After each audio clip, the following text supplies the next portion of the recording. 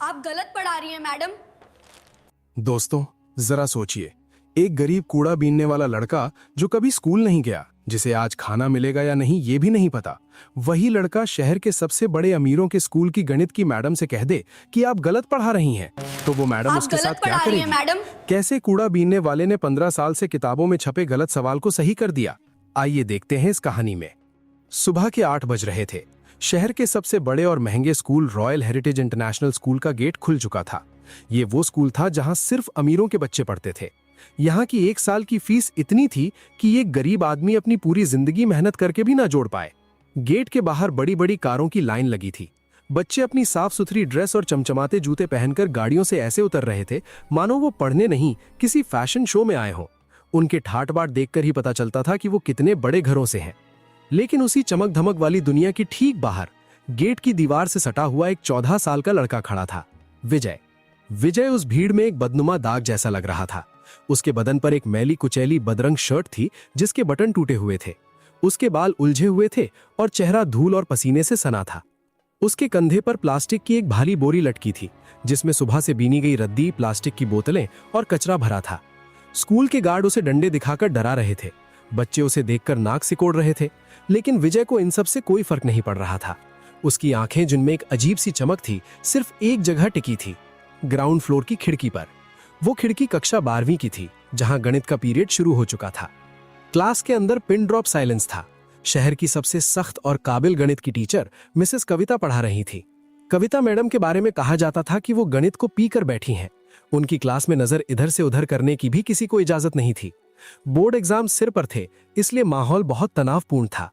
कविता madam ने black board पर सफेद चौक से कैलकुलस का एक बेहद पेचीदा सवाल लिखा। उन्होंने अपनी कड़क और गूंजती हुई आवाज में कहा, क्लास, सब लोग ध्यान से बोर्ड पर देखो। ये मीन वैल्यू थ्योरम का सबसे मुश्किल समीकरण है। ये सवाल पिछले 15 सालों से लगातार बोर्ड एग्जाम में आ रहा है और हर बार 99% बच्चे इसे गलत करते हैं। बड़े बड़े प्रोफेसर भी इसे हल करने से कतराते हैं। इसलिए अपना एक्स्ट्रा दिमाग मत लगाना, जैसा मैंने लिखा है वैसा ही रट लो। एक भी स्टेप इधर उधर हुआ तो नंबर कट जाएंगे। पूरी क्लास डर के मारे चुप थी। 60 बच्चों की क्लास में किसी की हिम्मत नहीं थी कि मैडम से सवाल करे। कविता मैडम ने चौक से ब्लैक बोर्ड पर सवाल हल करना शुरू किया। Step 1, step 2, step 3। बाहर खड़ा विजय खिड़की की लोहे की ग्रिल को कसकर पकड़े हुए था। वो पलक झपकाए बिना बोर्ड को देख रहा था। उसके दिमाग में गणित के नंबर किसी संगीत की तरह बज रहे थे। वो भूल गया कि वो एक कूड़ा बीनने वाला है। उसे लगा वो उसी क्लास का हिस्सा है। जैसे ही कविता मैडम ने चौथी लाइन लिखी और एक माइनस का निशान लगाकर ब्रैकेट बंद किया, विजय के होंठ अपने आप फड़फड़ाए। गलत है, ये स्टेप गलत है।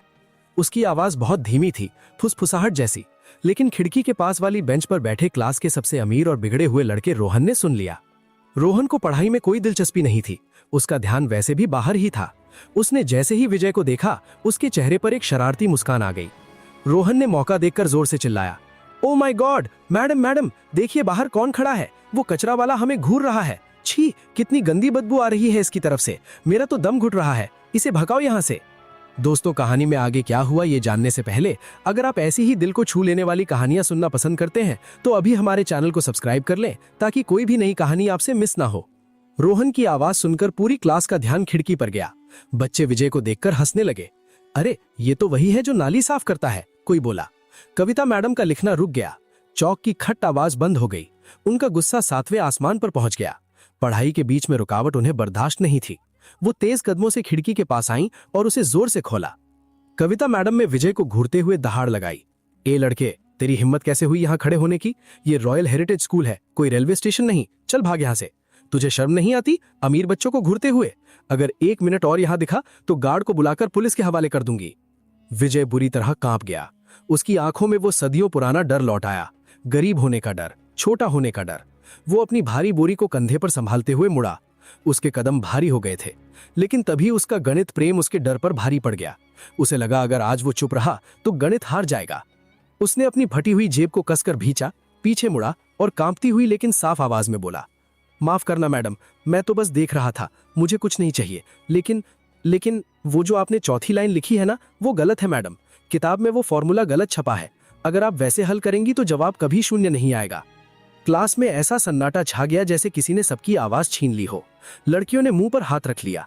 रोहन और उसके दोस्तों का मुंह खुला का खुला रह गया। एक कूड़ा बीनने वाला जिसके खुद के खाने का ठिकाना नहीं, वो शहर की सबसे बड़ी और विद्वान टीचर को गलती बता रहा था। कविता मैडम का चेहरा गुस्से से लाल नहीं बल्कि सफेद पड़ गया। ये उनके 20 साल के टीचिंग करियर की सबसे बड़ी बेइज्जती थी। उन्होंने क्लास का दरवाजा खोला, बाहर लपकी और विजय का कॉलर पकड़कर उसे घसीटते हुए क्लास के अंदर ले आई। छोड़िए मैडम, मेरी बोरी गिर जाएगी। विजय गिड़गिड़ाहा, लेकिन मैडम ने नहीं सुना। कविता मैडम ने उसे धक्के के साथ ब्लैक बोर्ड के ठीक सामने खड़ा कर दिया। विजय के नंगे गंदे पैरों ने क्लास की साफ सुथरी व्हाइट टाइल्स पर काली कीचड़ के निशान छोड़ दिए। क्लास के बच्चे ऐसे देख रहे थे जैसे कोई जानवर क्लास में घुसाया हो। कुछ लड़कियों ने तो अपनी नाक पर रुमाल रख लिया।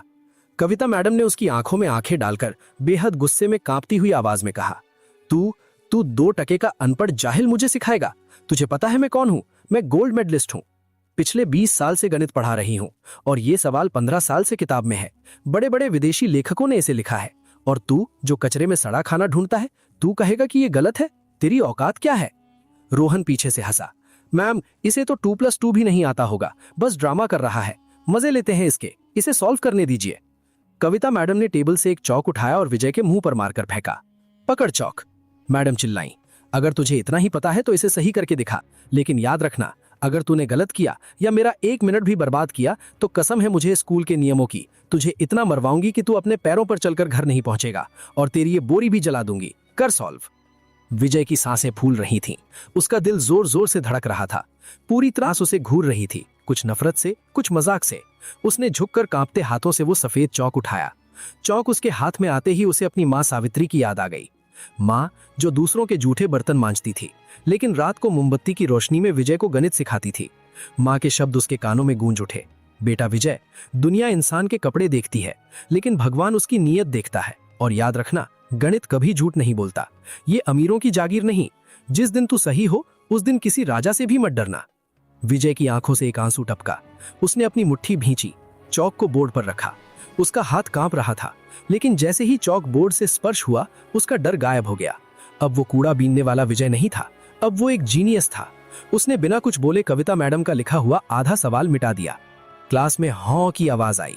विजय ने लिखना शुरू किया। दोस्तों, कहानी में आगे क्या हुआ ये जानने से पहले अगर आपने अभी तक सब्सक्राइब नहीं किया है तो कर लो। विजय का हाथ अब मशीन की तरह चल रहा था। खट खट खट, चौक की आवाज क्लास में गूंजने लगी। पहली लाइन, उसने समीकरण का आधार ही बदल दिया। दूसरी लाइन, कविता मैडम की त्योरियां चढ़ गईं। उनकी आंखें सिकुड़ गईं। वो ध्यान से देखने लगीं। तीसरी लाइन, विजय की रफ्तार अब बहुत तेज थी। उसका दिमाग कंप्यूटर से भी तेज चल रहा था। उसने 15 साल पुरानी उस गलती को पकड़ा जहां किताब में लिमिट की वैल्यू गलत दी गई थी। उसने उसे सही किया। और चौथी लाइन, उसने एक बड़ा सा बॉक्स बनाया और उसमें सही उत्तर लिख दिया।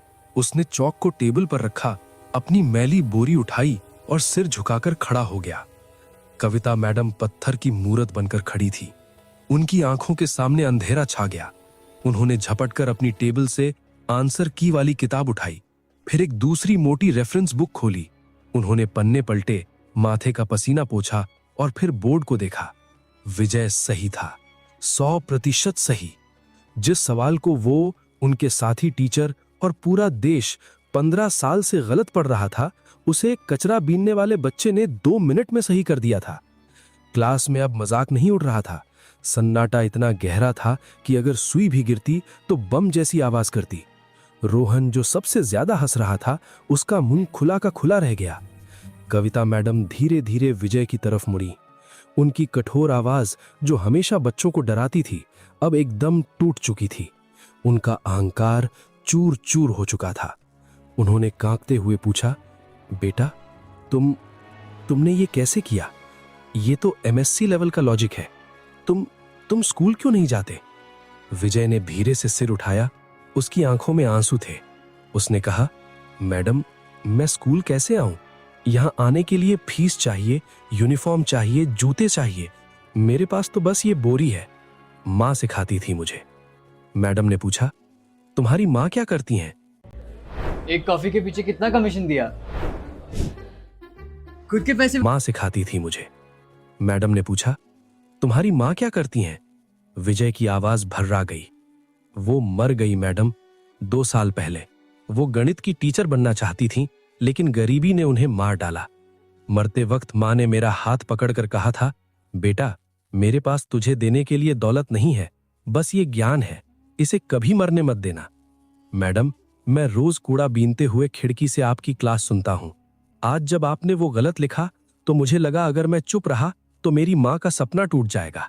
गणित गलत नहीं होना चाहिए मैडम, चाहे इंसान कितना भी गरीब हो। विजय की ये बात सुनकर क्लास की कई लड़कियों की आंखों से आंसू बह निकले। कविता मैडम को ऐसा लगा जैसे किसी ने उनके गाल पर तमाचा मारा हो। उनका शिक्षक हृदय जाग उठा, उनकी आंखों से आंसू गिरने लगे।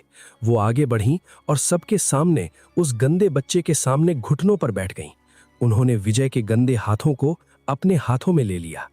बेटा, मैंने हजारों बच्चों को पढ़ाया है, लेकिन आज तुमने मुझे पढ़ा दिया, कविता मैडम रोते हुए बोली।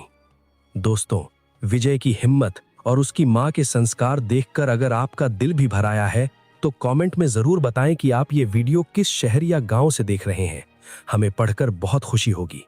लेकिन कहानी अभी खत्म नहीं हुई थी। असली तूफान तो अब आने वाला था।